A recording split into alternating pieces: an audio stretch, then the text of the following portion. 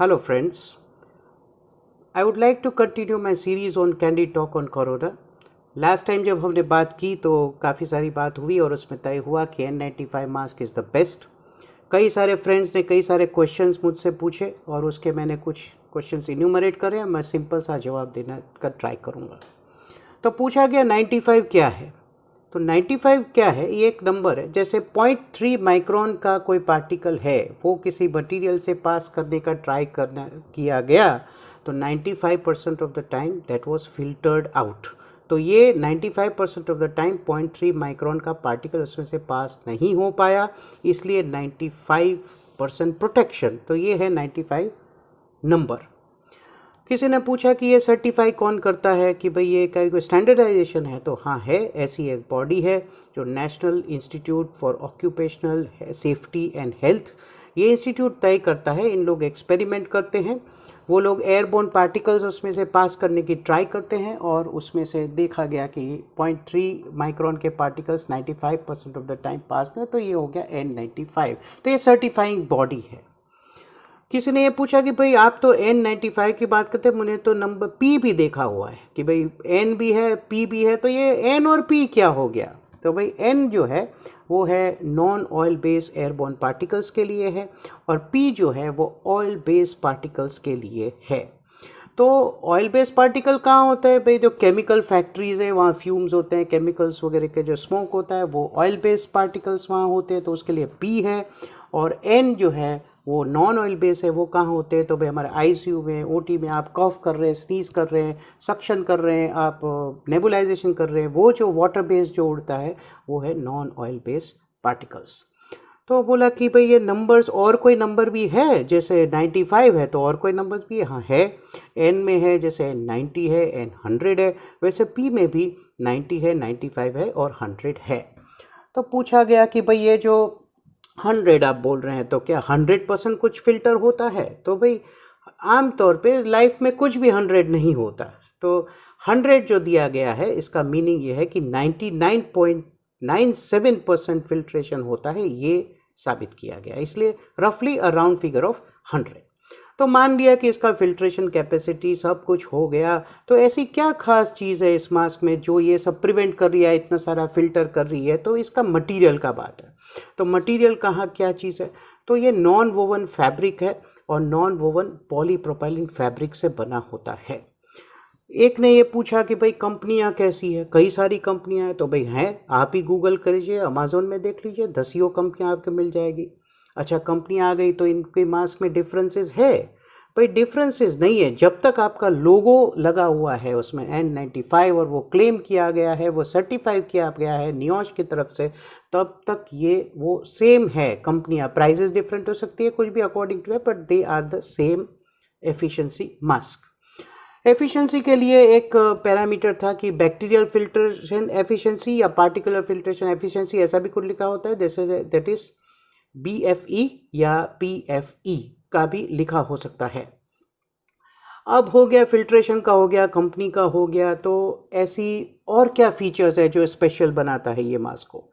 अब एयरबोर्न का इशू है, ड्रॉपलेट्स का इशू है, उड़ने वाली चीज़ें हवा में से नाक में से जा रही है, तो नेचुरली इसमें ये देखा गया कि लीकेज नहीं होना चाहिए। तो N95 मास्क जो बना हुआ है वो पर्टिकुलरली लीकेज के लिए बना हुआ है, बहुत ही टाइटली फिटिंग होता है, एनाटॉमिकल फीचर्स आपके जो फेस के हैं उसके हिसाब से बना होता है ताकि लीकेज कम से कम हो।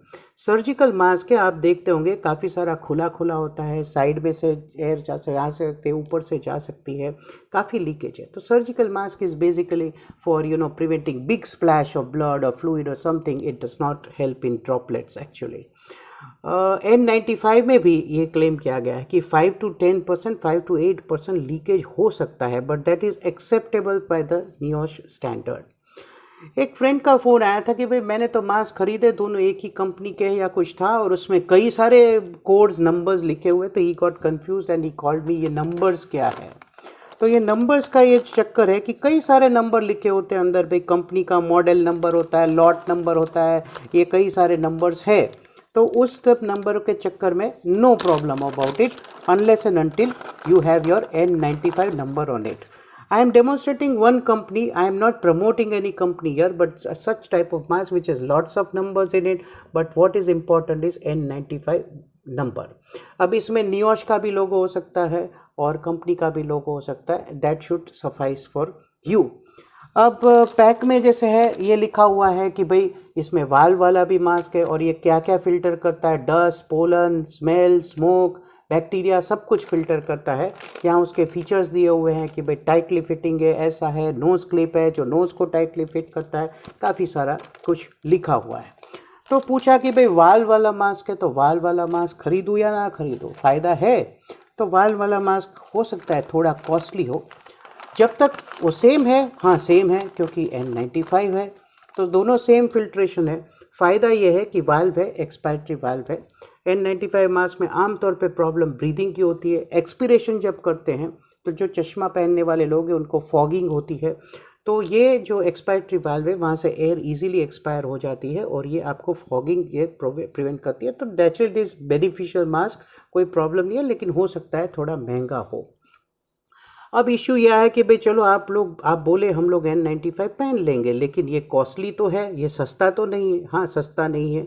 गवर्नमेंट बनाने की ट्राई कर रही है, सस्ता करने की ट्राई कर रही है, लेकिन ये उतना भी सस्ता नहीं बनने वाला. तो रीयूज़ कर सकते हैं. हाँ अगर आप CDC जो सेंटर ऑफ डिजीज़ कंट्रोल है या ICMR इंडिया का बॉडी है या यूरोपियन कोई स्टैंडर्ड्स है, इन सब से पूछेंगे तो मास्क या कंपनी पे भी लिखा होगा it is a single use mask only. लेकिन मेरा तर्क ये है कि भाई ये डिपेंड्स आप क्या है और आप कहाँ काम कर रहे हैं. जिन लोगों ने ये लिखा है, स्टैंडर्ड्स बनाया जब शुरुआत में कोरोना फैल चुका था, तब देखा कि भाई N95 मास्क ही उतने नहीं थे. तब इन्हीं लोगों ने काफ़ी सारा रीयूज़ किया. I would not like to blame anyone for that, लेकिन काफ़ी सारा रीयूज़ हुआ. 20-20 बार रीयूज़ किए. हमारा एक डिस्कशन हुआ था जहाँ we had consultants from Wuhan, Singapore and India के भी कई सारे थे. उसमें मैंने ये प्रश्न रखा था और उसमें यही मैं बात लाया कि भाई रीयूज़ का क्या है, आपका प्रोटोकॉल क्या है. तो जो टॉप अपने ही एक थे, उन्होंने बोला कि हम लोग रीयूज़ करते हैं कई कंडीशंस में. तो formula is 5 mask for 5 days. आप एक बात तय करके रखिए कि आज का जो मास्क है वो आप कल यूज़ नहीं कर सकते. दूसरा कि जो आपने जो मास्क यूज़ किया है दूसरा आदमी यूज़ नहीं कर सकता. तो एक कॉमन इंसान के लिए, अगर मैं ICU में काम कर रहा हूँ, OT में पेशेंट के साथ, कोविड पेशेंट के साथ डील कर रहा हूँ, तो मैं नहीं रीयूज़ करूँगा. भाई इट्स प्रैक्टिकल थिंग. 6-8 घंटा मेरी ड्यूटी खत्म है, आई डिस्पोज ऑफ दैट मास्क. तो रीयूज़ करने का ये था कि आप 5-6 मास्क रखिए हफ्ते के लिए, और जो सोमवार वाला मास्क है वो नेक्स्ट सोमवार को पहनेंगे, मंगलवार वाला मास्क है नेक्स्ट मंगलवार को पहनेंगे. इन बिटवीन आप उसको हॉट वाटर में आप सोक करके उसको ड्राई एंड क्लीन प्लेस में सुखा दीजिए. और हॉट एयर ब्लोअर से भी आप उसको ब्लो कर सकते हैं ताकि थोड़ा बहुत स्टेरिलाइज हो जाए.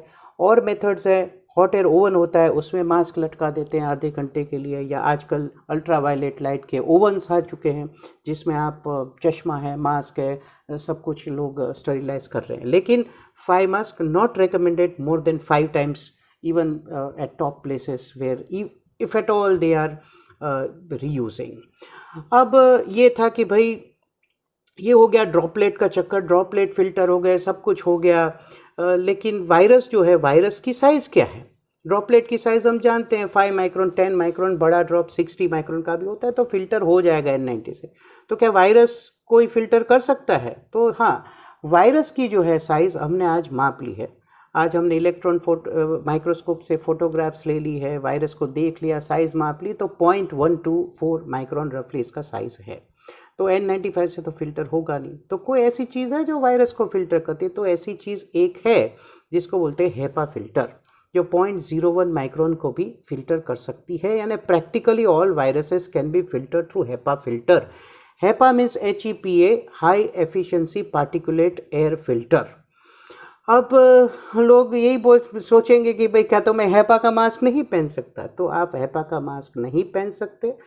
HEPA is only for systems and for institutes जहाँ ICU हो, ऑपरेशन थिएटर्स हो, जहाँ एयर सर्कुलेशन इस तरह एक डिज़ाइन तरीके से होता है, जहाँ पोर्ट्स होते हैं, मिनी एयर एक्सचेंजेस एक फार्मूला की तरह से होता है, वहाँ पर ये बड़े बड़े फिल्टर्स लगे होते हैं. ICUs में एयरबोर्न इन्फेक्शंस का जो चक्कर है वहाँ लगे होते हैं. हमारे लिए यूज़ है जब हम पेशेंट्स को कनेक्ट करते हैं, पेशेंट्स को आर्टिफिशियल वेंटिलेशन पे रख के वेंटिलेटर से कनेक्ट करते हैं, तब पेशेंट की सांस से वो वेंटिलेटर के अंदर वायरस ना जाए, ताकि दूसरे पेशेंट को मैं जब लगाऊंगा तो उसको वायरस ना लगे। उस समय हम वो बीच में हैपा फिल्टर लगाते हैं। तो ये हो गया कुछ है, लेकिन वो सब के लिए नहीं है। तो I feel that I have thrown enough light, scientific light on today's discussion about the mask and N95 mask. I would like to continue this talk, will go for more advance. Next video में मैं ये बताना चाहूँगा कि मैं क्या करता हूँ जब मैं काम पर जाता हूँ, क्या और कुछ चीज़ें हैं जो मैं करता हूँ, कोई और एडवांस डिवाइसेस है जो मैं यूज़ करता हूँ, तो ये सब नेक्स्ट डिस्कशन में आएगा। मीनवाइल मास्क पहनते रहिए, सेफ रहिए, गुड नाइट, सी यू।